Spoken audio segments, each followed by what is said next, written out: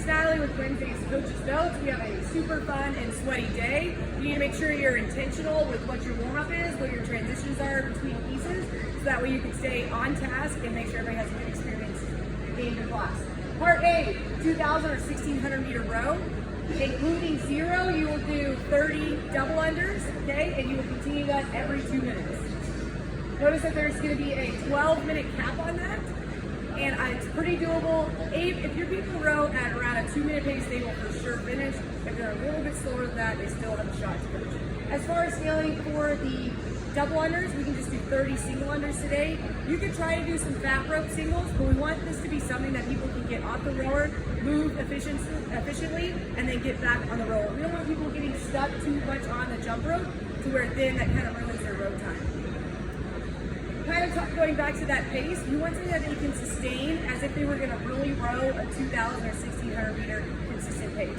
We don't want them to come out too hot, and then they're having to rest before they do double unders or rest before they get back on the rower. So during your warm-up, talk about what would be a good pace for them and be able to sustain over that 8 to 12 minutes that they're going to be moving today. Part B, lots going on here. Definitely need to watch the videos on your ISO hang cleans and your single leg jumps, and then we have that single arm farmer's carry for some good core stability.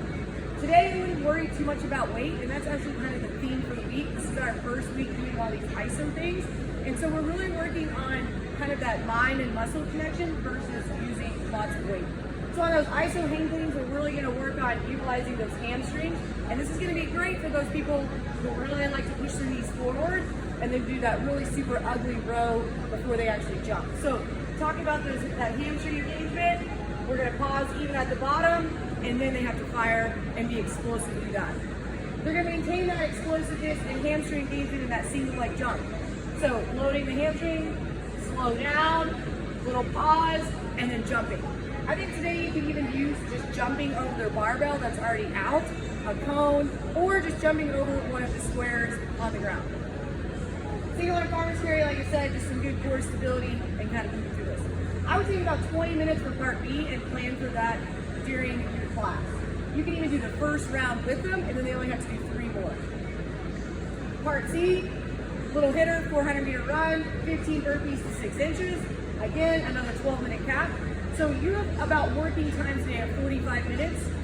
All right, on the run, okay, if some people need to do a 200, a 300, or something like that, that's perfectly fine. And then scaling the burpees to just regular burpees or even athlete burpees if needed. I think on part C too, it's also okay to just see how far people get. Let's say you have a big class today, you can definitely swap A and C, depending on how many rowers you have.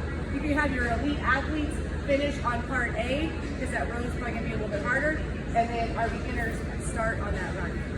So have your class.